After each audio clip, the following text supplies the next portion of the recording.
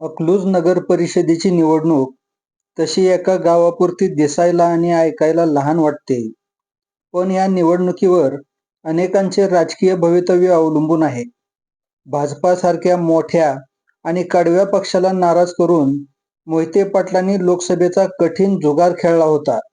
पण नशीब बलवत्तर म्हणून धैर्यशील मोहिते पाटील जिंकले आणि खासदार झाले. त्यानंतर मोहिते पाटील यांनी अनपेक्षित अशी खेळी करून अगदी ठरवून आणि सांगून माळशिरस विधानसभेला राम सातपुते यांचा पराभव केला. यासाठी त्यांनी उत्तमराव जानकर यांच्यासारख्या आपल्या पारंपरिक कट्टर शत्रूबरोबर हात मिळवणीही केली. आता अकलूज नगर परिषदेची निवडणूक झाली आहे.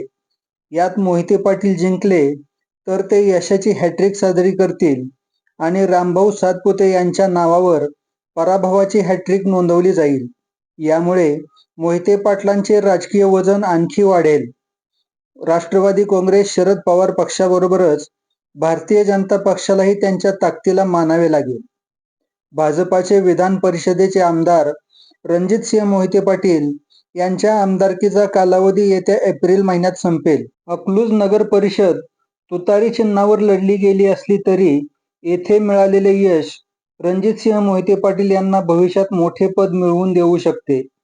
जर राम सातपुते अकलूज नगर परिषद जिंकण्यात यशस्वी झाले तर भाजपा सातपुतेंना आणखी ताकद देण्यासाठी विधान परिषदेसाठी त्यांच्या नावाचा विचार करू शकते. बहुतेक भविष्यातील याच आमदारकीवर डोळा ठेवून सातपुते यांनी अकलूज नगर परिषद अगदी जीव तोडून झुंजवली असावी. अकलूज नगर परिषद जिंकली तर येणारी पंचायत समितीची निवडणूक ही सोपी जाणार हे उघड गणित आहे.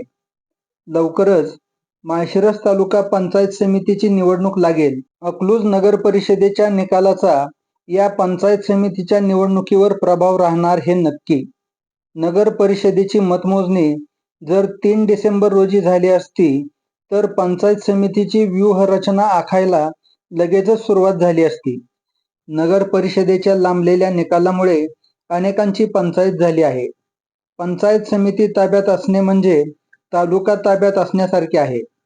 पंचायत समितीवरील सत्ता भविष्यातील आमदारकीचा पाया असतो. माळशिरस तालुक्यात पाय घट्ट रोवायचे असतील तर तालुक्यातील ग्रामपंचायती, नगर परिषद किंवा पंचायत समिती ताब्यात असायला हवी. यासाठीच राम सातपुते प्रयत्नशील असल्याचे दिसून येते. राम सातपुते यांचा तालुक्यातील स्थानिक स्वराज्य संस्थांमध्ये शिरकाव होऊ नये यासाठी मोहिते पाटील आटोकाट प्रयत्न करत आहेत. मोहिते पाटील आपल्या सहकारी संस्था, शिक्षण संस्था, पतसंस्था यांच्या जोरावर माळशिरस तालुक्यावर आपला प्रभाव ठेवून आहेत. या संस्थांच्या कारभारावर हल्ला करत राम सातपुते मोहिते पाटलांचा प्रभाव कमी करण्याचा प्रयत्न करत आहेत. मोहिते पाटलांची खरी ताकद कशात आहे याचा सातपुतेंनी चांगलाच अभ्यास केलेला दिसतोय. अकलूज नगर परिषद, महाळुंग, माळशिरस आणि नातेपुते नगर पंचायत झाल्यामुळे माळशिरस तालुक्याच्या गट आणि गण संख्येत व रचनेत फरक पडला आहे. पूर्वी तालुक्यात जिल्हा परिषदेचे 11 गट आणि पंचायत समितीचे 22 गण होते. आता 9 गट आणि 8 गण आहेत.